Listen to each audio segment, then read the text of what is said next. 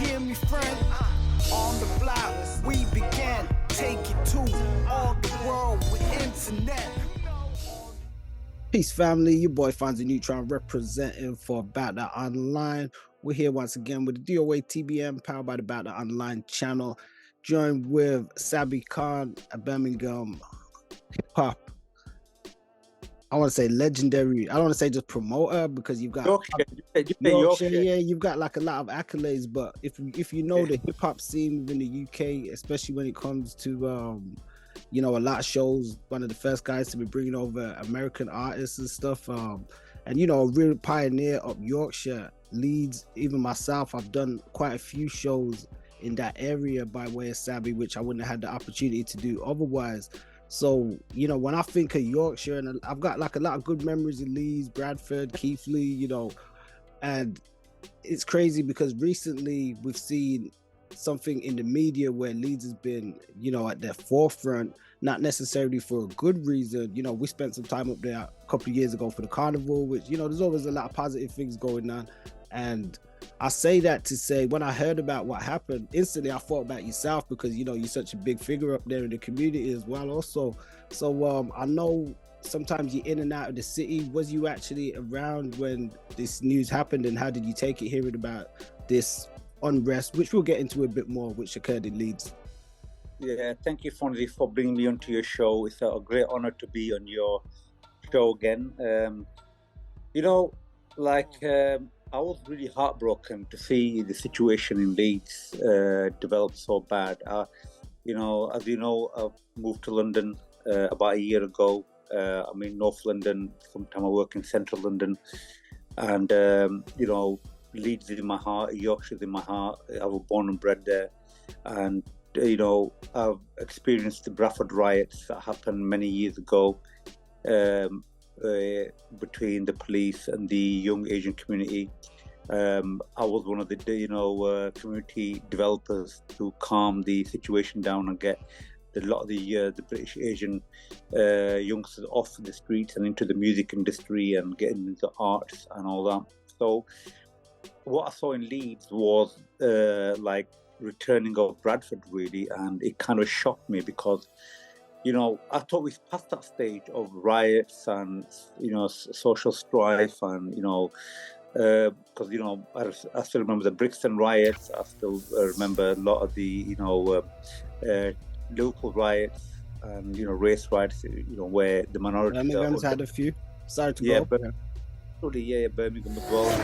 So when I heard the news, I was actually in Central London at that time. I was working in Knightsbridge when I saw the news, and I was just really, really horrified to say, my staff were coming to me saying, "Oh my God, what's happened in Leeds? There's been a riot." Then I couldn't apprehend that, thinking, how can it be that, the first thing that came in my mind, I think, oh my God, it's not the Asian community again, the Pakistani, Bangladeshi Indian community again rioting. Oh my God, I hope it's not the South Asian community. That's the first thing that came in my mind.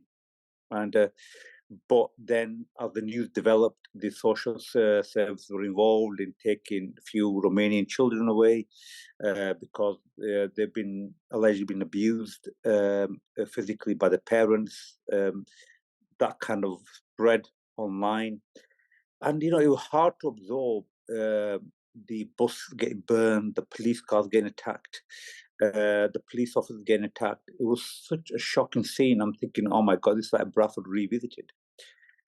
And, it was really emotional to see, people celebrating when there's property damage being done and the youth were coming out. Rather than them stopping the violence, they were actually videotaping it, filming it, putting on social media. It was going live everywhere around the world. It was just shocking. So to be honest with you, they were just a very emotional thing for me because living in London for a year, I don't hardly go back to Yorkshire. And to watch all that, it just kind of been heart-wrenching, Yeah, no, I could imagine because I tried to even just aforementioned to kind of give a bit of backstory to those who might not be familiar of your reputation and just your time spent up north. So I know even for myself and a lot of people, members of the British public, they found it very harrowing what they saw, to see something like that happening in the streets. You know, at first, I don't think a lot of people knew the complete story. And you made a great point when you said you had that sort of angst where you said, I hope it's not, you know, somebody from my community. And even myself, sometimes I get that as well. And the thing is, there was people misreporting on social media almost instantly, saying, "Oh, this is the Muslim community. Look what's happening. The Muslims are doing this," and there was, you know, quite a bit of backlash. And we have got a bit of a report. I can't remember the brother's name. There was some Muslim member of the Green Party, and he was out Yeah. there actually helping, and a lot of people was out there helping and trying to calm things down. Now, I kind of mentioned that because just within the climate that we're currently, I guess, seeing within the UK, there is bits of turmoil. There are people with their backs up about things. You know, recently I observed and went to a protest in Birmingham, which was for a black guy who alleged him and his partner was beaten up, and people went there to protest peacefully. But in the Mm. comments, there was an inundation of, you know, racial slights. People saying we're sick of this. You know, our country's going down the pan. You know, why are all these people out? And it's sad in one aspect because you've got people who, like ourselves, who were, you know, born within the UK, and Mm. then we also get the stick for others, I guess, who are now coming into the UK through, you know, some of these migrant issues and immigration and all these other things. And it's kind of brought together a bit of a sad state of affairs, I feel, as though, where some people are blamed erroneously, and there's a lot of people like ourselves who we stand against these kind of things. We don't care who does it, even if it's our own. You know, bad is bad and right is right. You know, we're not here to defend certain things. So how did you feel when you were seeing like some of the misreporting? Even I believe Tommy Robinson put something out and said, you know, the Muslims are, and you know, he may have retracted it because people later learned it was the Romanian community. But how did you feel even that people was instantly sort of blaming the Muslim community? You see, the thing is, like, FONZi, unfortunately, the blame with something that's happened in, like, Hayhill is a predominantly Pakistani, Bangladeshi area.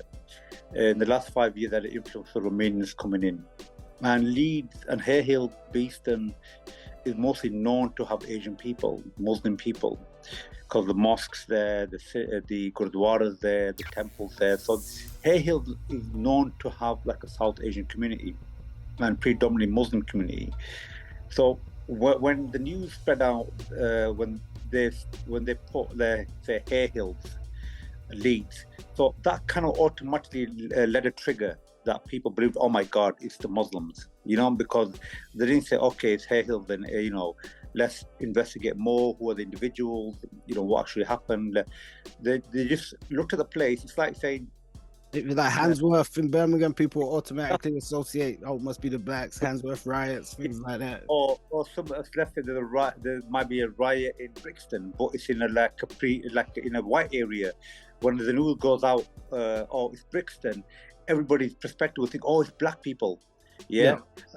And you know, if something goes out in, let's say in Bradford, you know, what I mean, in a predominantly, like, you know, white area again, as soon as the headline Bradford comes on, the perception goes, oh, there must be Pakistanis, you know, because they associate the location to the ethnic group. So in this situation, Hayhill is a predominantly South Asian, Pakistani, Bangladeshi. So, you know, so when that came out, you know, the people thought, oh my God, like, you know, it must be Muslims. And the location it happened, there were no mosques near there neither. There were no temples, no mosques, no churches, no gurdwaras. It was just predominantly a small Roma community where it happened. So the media they just linked Hayhill to Muslims because it's like a predominantly Muslim location. Now, I have to give my hats off to the young councillor, the Green Party councillor. I forgot his name. I've got so much going on in my head at the moment. And you know, he did a great job of stopping the riots because, you know, he came out, you know, he said, you're burning down our areas, you're attacking our communities. And so I think he did a great job stopping it, you know what I mean, in front of, you know, the media and everything. So people kind of like trickle down that, look, slowly, it's not the Pakistani community or the Bangladeshi or the Muslim, it's the Eastern Europeans. So when the dust settled, after like about a day later, they realized, look, the videos came up on social media where the social service and the police were dragging out the Romanian children who were allegedly being abused by the parents. So then the people realized, hang on a minute, like we're stereotyping here. We just jump into conclusions. We kind of put Muslims into a category of violent offenders. So that it took time to settle down, but like the backlash. I mean, the Hay Hills name is, like I said, is tagged to Muslims and Pakistani Bangladeshis anyway. No. That just kind of like clenched it, really. Yeah, Yeah. no, they wasn't accurate. It was like a miscalculation, but Yeah. I understand you giving that extra bit of clarity. I mean, one of the things that I guess strikes a chord when you say, just I guess over the recent years with the influx, and you said the growth of the Romanian community or the Roma community and stuff there, we often hear a lot about migrants, the whole migrant crisis, people coming to the UK from different nations. Some people are for it. They say as long as you're coming over and you're able to work and you're willing to work and not cause any drama or anything like that. But what we've saw over the years, and not to I guess single anybody out, but many feel as though people come to the UK thinking it's going to be such a better place for them, when in actuality, it doesn't actually turn out that way. In some cases, it might be more of a harder system for them to try and assimilate into, or also within that, they're causing difficulties for a lot of people that are, I guess, born and bred within the UK, which I don't want to get too much into that because there's some people that have their divergences with that to who they feel is indigenous or not. But I kind of want to touch on that because this whole issue, I guess, of immigration and the stuff we see happening now and people coming over here. And how do you feel about all of that that's happening and just them coming over, I guess, and thinking, well, we're going to come to a much better place, when in actuality, what we're seeing here now, scarily, things are becoming more third world like. Yes, you see, the mass migration, or what we're going to call it, immigration or migration, for the past 20 years have been out of control. That's realistically, it's been out of control. And the perception of England around the world, or UK around the world, people think that money falls off trees, people are walking on golf pavements. And that kind of perception goes towards, the Eastern Europeans, the South Asian community, and the rest of the world that think that the UK is soft touch and easy money, and they're entitled to come here and take the money. But realistically, the government has not done enough to control mass immigration. Whether it's the Labour government, the Tony Blair, or then the Tories took over, they never ever controlled immigration. The reason why they haven't controlled it, there are two reasons. First of all, it's too expensive to deploy, immigration officers, caseworkers. There's 900,000 asylum seekers in England with 2,000 caseworkers in the Home Office. And not only that, the resources are not there to combat that mass inflow. So the way it's going on is the government has not done enough to promote the dangers of immigration, illegal immigration to the UK in countries like Pakistan, India, Bangladesh, Albania, Romania, Bulgaria. They have not done anything which is like, okay, we need to go to them countries. We've got to set up a task force and tell them that, look, England is not a soft touch. England is not what it seems to be. Like if you go to Albania or Pakistan or Romania, you see glossy videos of London, big buildings, people happy, beautiful flowers, you know what I mean, people in Piccadilly, London having a great time. So that kind of like sends a negative image of England that is a soft touch. And that's what kind of draws everyone to come to England, thinking that the laws are relaxed, the police are not bothered. And, you know, to be honest, that has kind of ruined the image of England really out there. But my point of view is like, the mass immigration have created more segregation in the community than it has ever done before. In for example, in London, where I am, there's certain areas you can't go. Like, you know, like there's certain no-go areas where certain communities, like from Eastern Europeans, have got their own areas. And certain areas from like, you know, from South London, you got mostly like, you know, the African, Jamaican areas. You got Eastern with mostly Pakistani, Bangladeshi areas.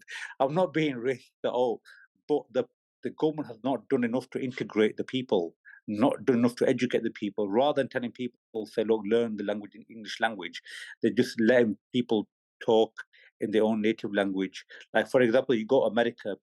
Now, I go to Los Angeles and New York a lot, and there, you know, the American government does not put any signpost in Urdu, Hindi, Punjabi. You know, you come to America, you got to learn English. That's it, game over. If you don't want to learn it, you know, get out of America. Simple as that. So I think the UK government have, you know, they tend to promote multiculturalism and diversity, thinking that the communities will integrate into the British society has backfired, really. Yeah, no, I think that's a great point, and actually, I do see that too, and I really want to expound a lot more into that, because you know that's such a wider conversation as well, also, and especially with the climate of what we see happening, and it's a real conversation, and especially you drawing that correlation to America and other places where you go to, as you said, it isn't necessarily that people can't go there and be accepted, but they form their own sort of national identity as well. Whereas I feel just like America, you know, it doesn't matter where people are from, there's that overall American national identity that they can be a part of.